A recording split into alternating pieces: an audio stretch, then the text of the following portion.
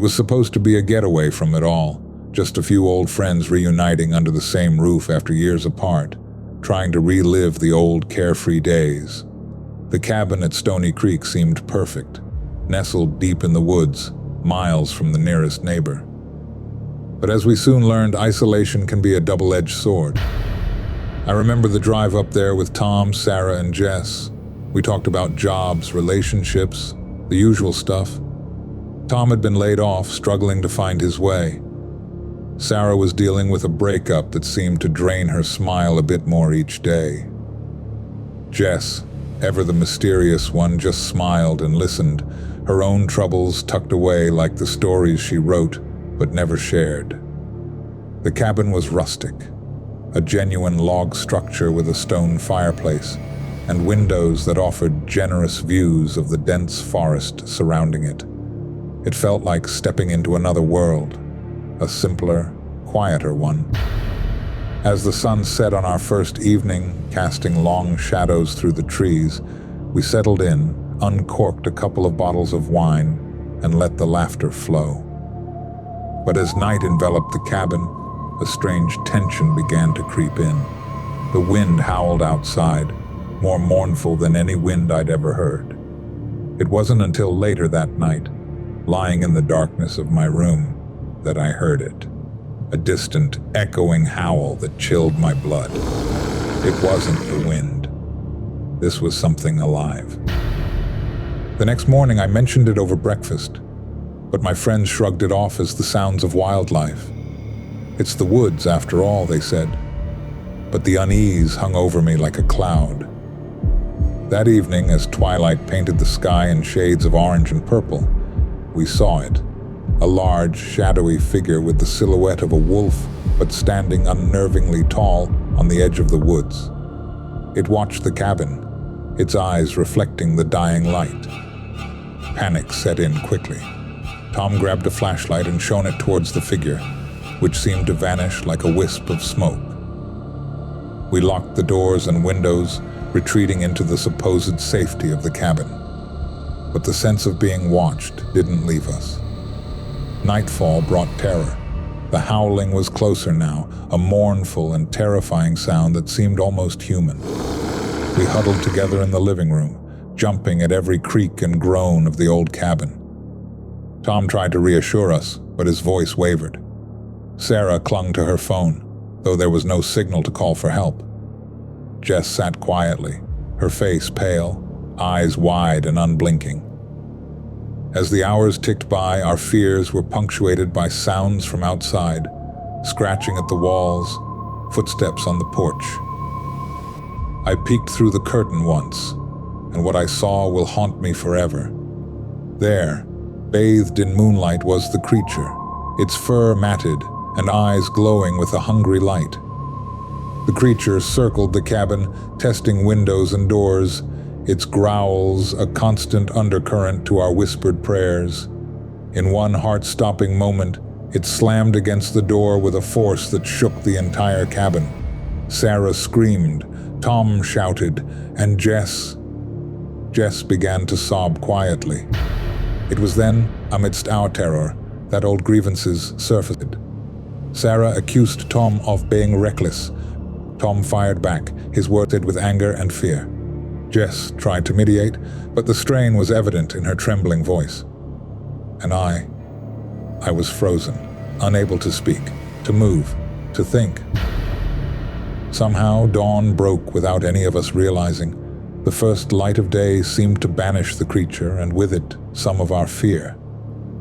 We ventured outside, the ground covered in oversized paw prints that trailed back into the forest. The air was sharp with the scent of pine and something else, something foul.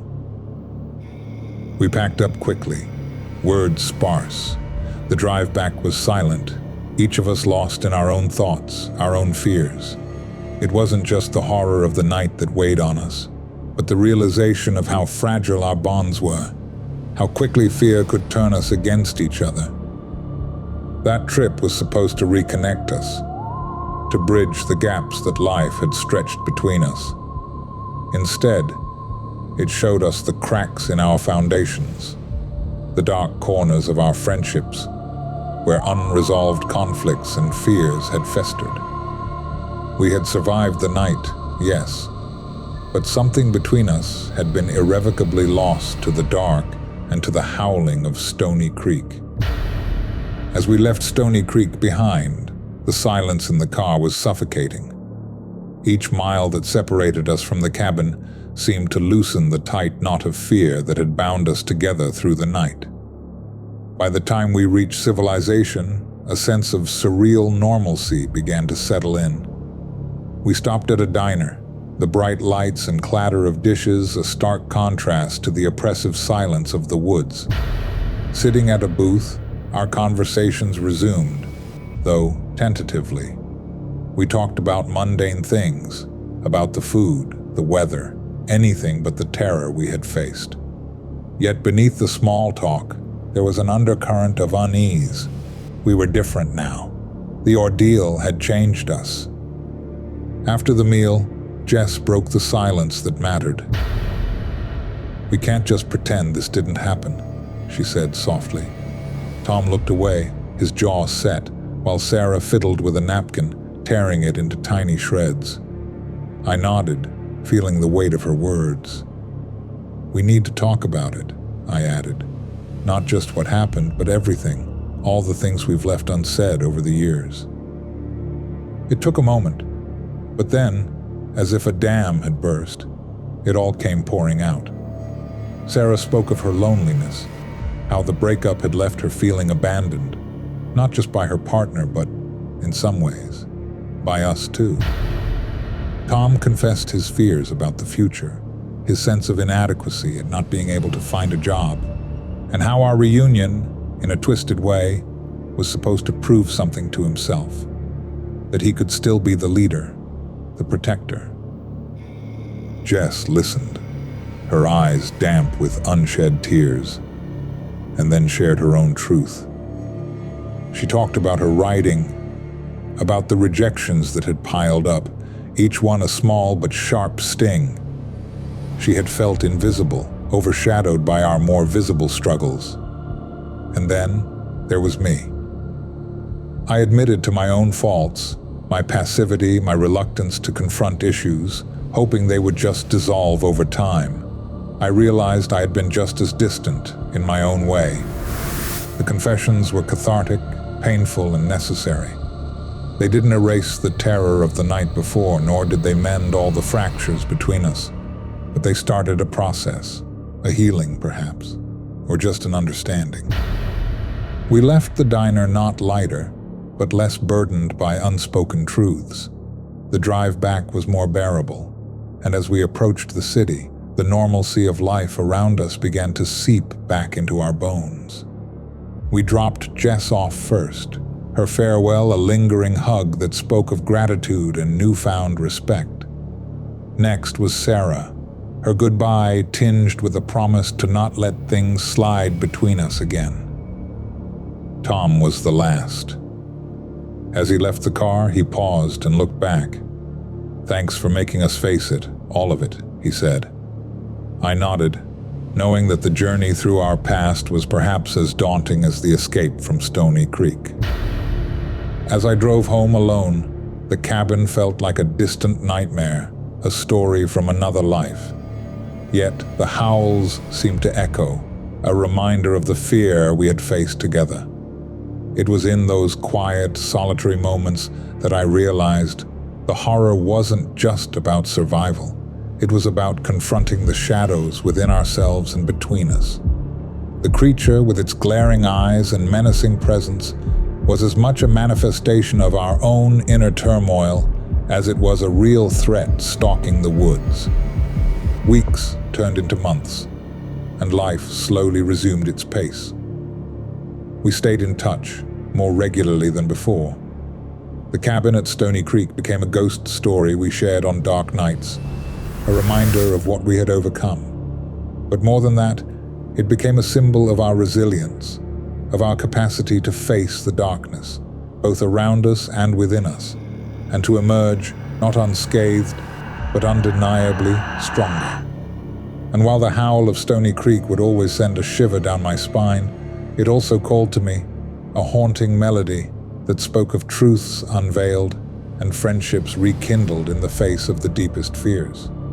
For in every howl, in every chilling whisper of the wind, there was a lesson, a call to embrace the darkness, not with fear, but with courage and the comforting knowledge that no night, no matter how dark, could hold forever when faced together.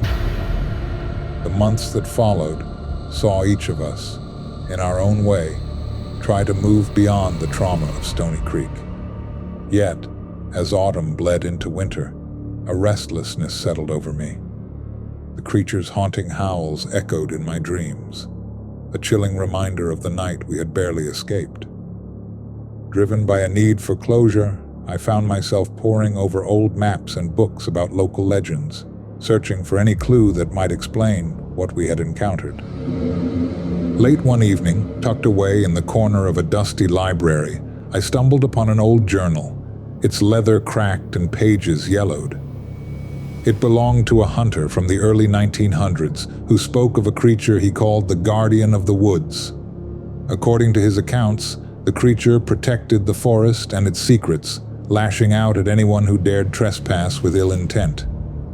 The descriptions matched the beast we had seen, large, wolf-like, but walking as a man might.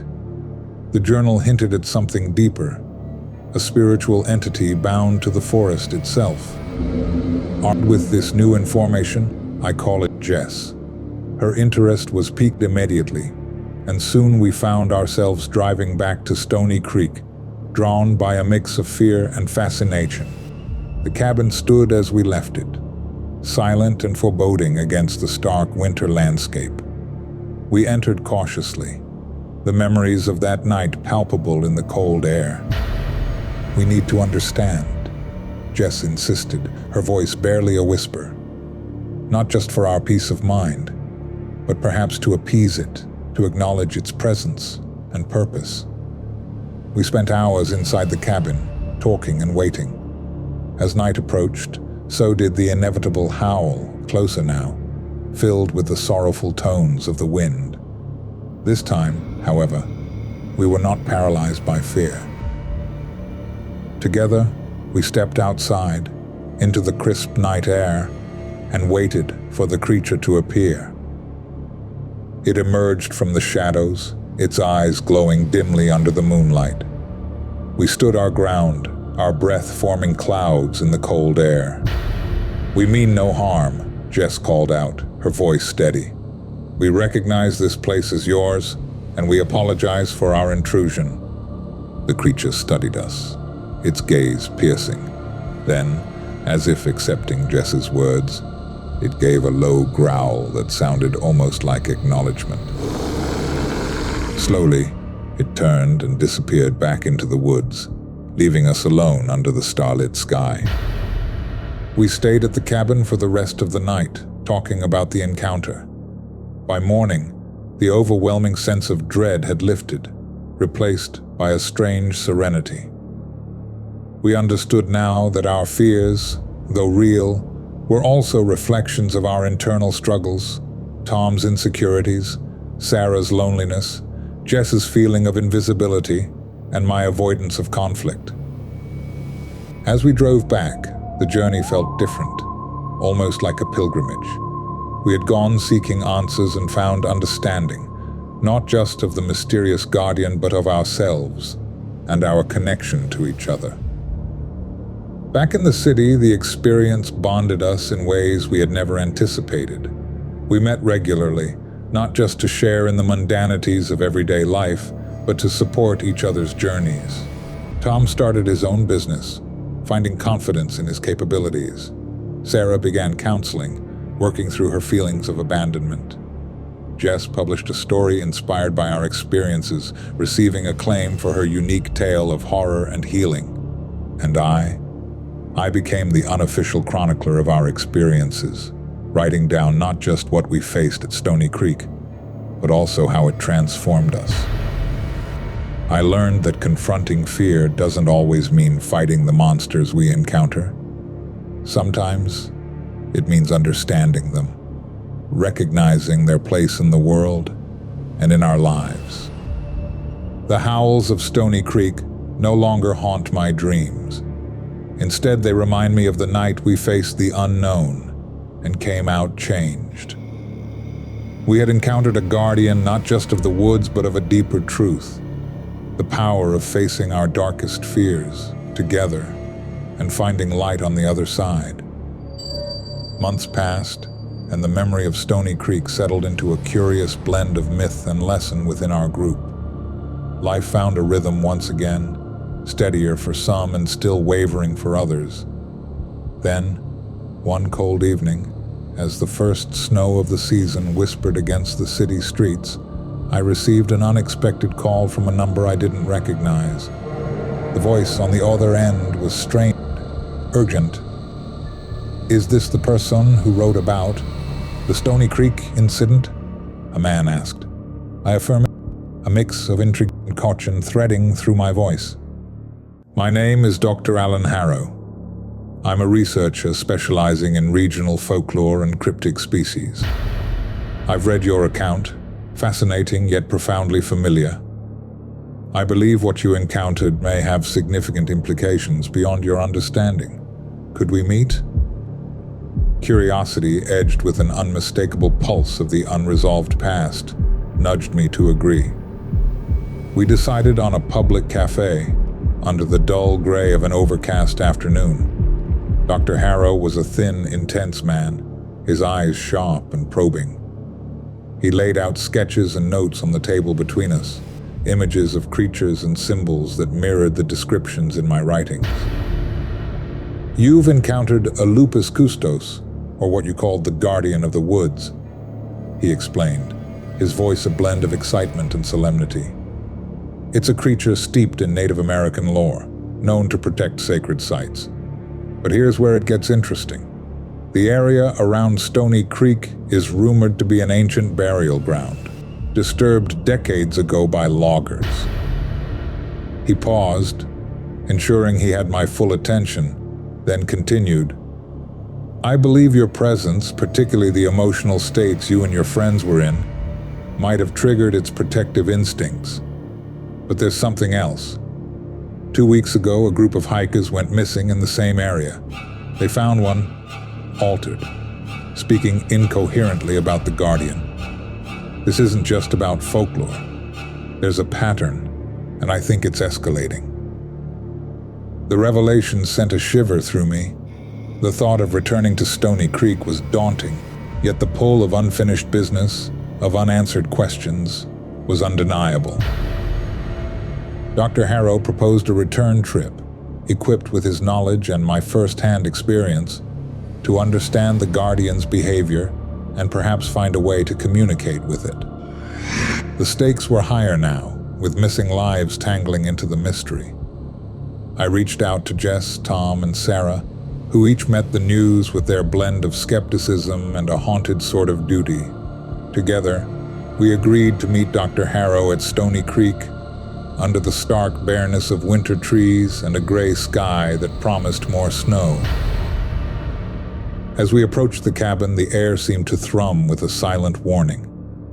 Dr. Harrow set up his equipment, a mix of scientific and mystical tools, and we waited as dusk curled around us.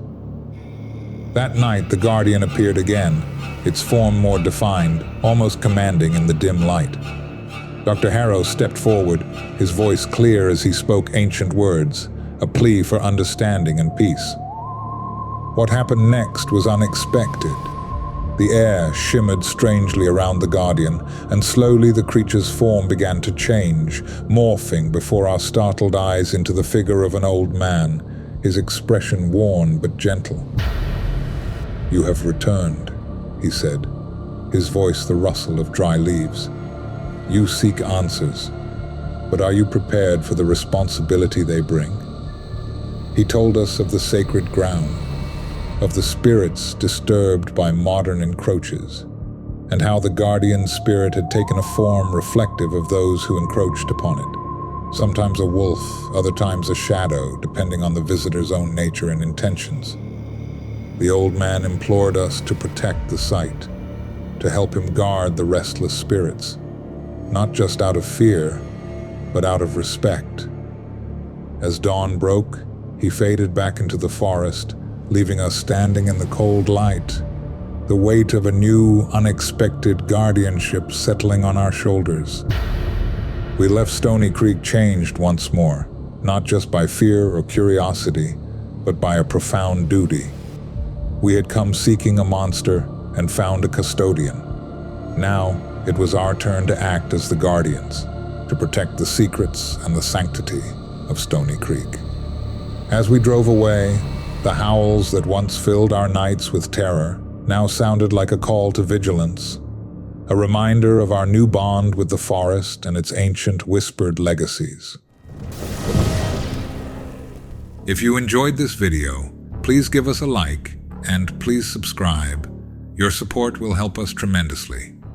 Thank you.